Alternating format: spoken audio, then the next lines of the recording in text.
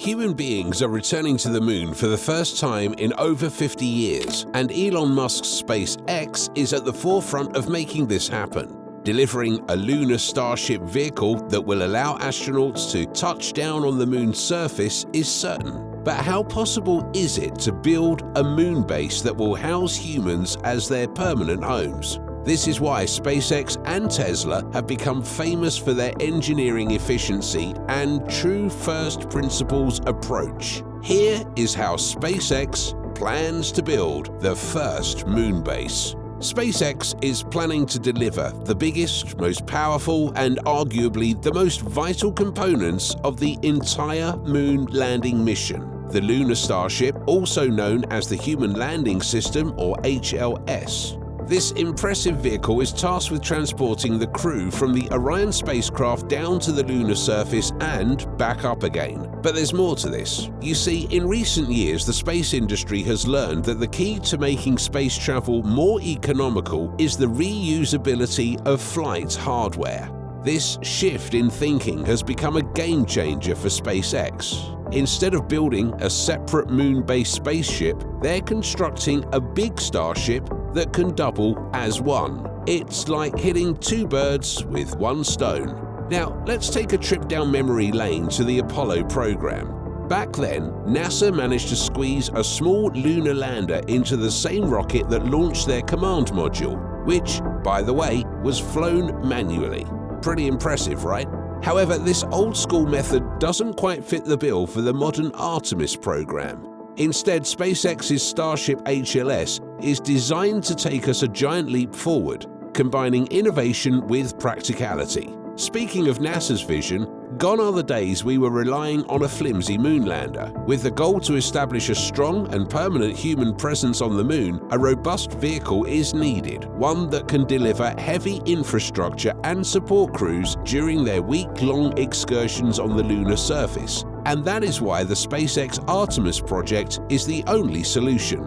SpaceX won NASA's first human landing system contract because its vehicle was the biggest and most powerful option. Sure, Starship's first flight in April 2023 ended in an explosion. But if there's one thing Elon Musk excels at, it's learning from mistakes. The lunar spaceship headed for the moon will resemble the designs we've seen being tested at Boca Chica. Think of the vehicle as a portable moon base, almost like a mobile home. SpaceX's vision is to create the equivalent of a trailer park on the moon, converting these mobile rockets into permanent habitats for humans. But before we get too ahead of ourselves, let's take a closer look at the lunar lander Starship and figure out what's going on inside this futuristic thing. This vehicle is a powerhouse with astounding features. It can launch more than 100 metric tons to the moon. Its internal volume is huge, around 2,500 cubic meters. To give you some perspective, that's about 2.5 times bigger than the habitable volume of the International Space Station, ISS. But SpaceX plans to convert the fuel tanks of the Starship HLS into livable spaces. Imagine how massive that would be on the moon. When the Starship arrives on the moon, the intended layout is for it to be placed horizontally on the lunar South Pole, right on the rim of the Shackleton crater.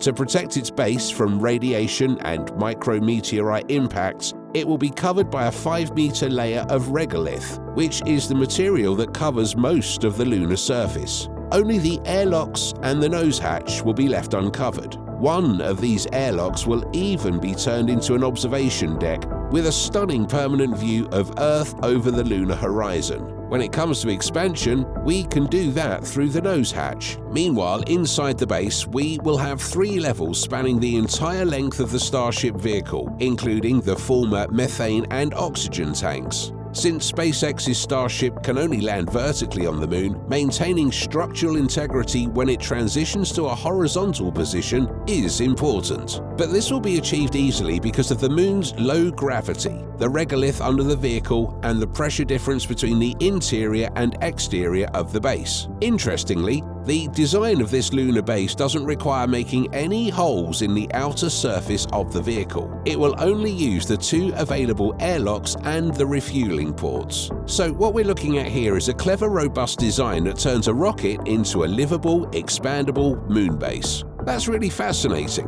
What do you think? By the way, if you enjoy this video, please subscribe, like, and share. It actually motivates us to keep uploading you new videos. Now, back to what we were saying. How many days, months, or years will it take to turn the Starship into a permanent lunar base? The mission is planned to take about 2 to 3 months and involves 2 Starships. Looking at it practically, it is the equivalent of remodeling a house, but on the moon, in a spacesuit, with a very limited amount of resources at our disposal and a high probability of death or disaster. I think it might be one of those things that we just have to assume that robots will be able to do for us.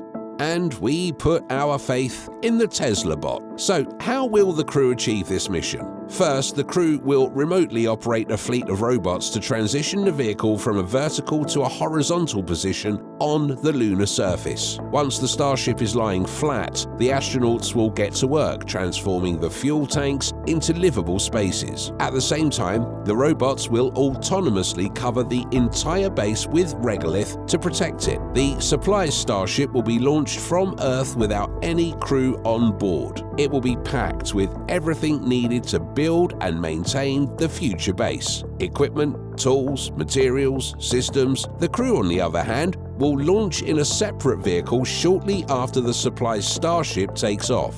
Both spacecraft will meet in Earth's orbit for refueling before heading to the moon. The crewed vehicle will have to support the astronauts during their journey to the moon and for the first few weeks on the lunar surface until the base is ready to be lived in. The 2 Starships will land on the rim of the Shackleton crater at the moon's south pole.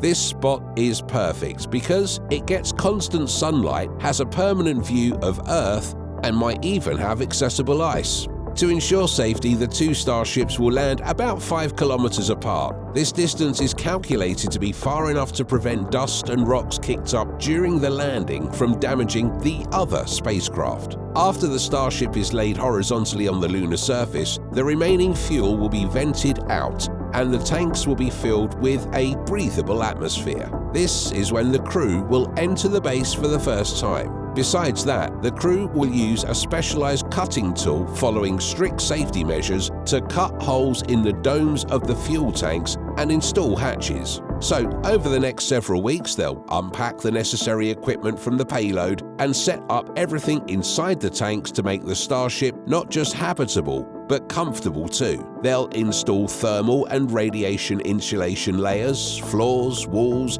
life support systems, electricity infrastructure, ventilation systems, communication systems, lighting, water, heat removal systems, water tanks and pipes, bathrooms, showers, and even furniture. They'll attach floors to the baffles inside of the tank, creating 3 levels with nearly 3 meters of headroom each. With the circular shape of the base, they'll have about 850 square meters of good living space. Now, one of the biggest challenges facing the Starship might be fuel. Using just the fuel it launches with, the Starship can't go beyond low Earth orbit. By the time it's a couple of 100 miles above Earth, it's out of gas. So, to go any higher, like to the moon, the Starship needs to refuel. However, before the lunar Starship can be cleared for human spaceflight, SpaceX is mandated to carry out an uncrewed demonstration, landing on the moon. This test is crucial before the crewed Artemis 3 mission.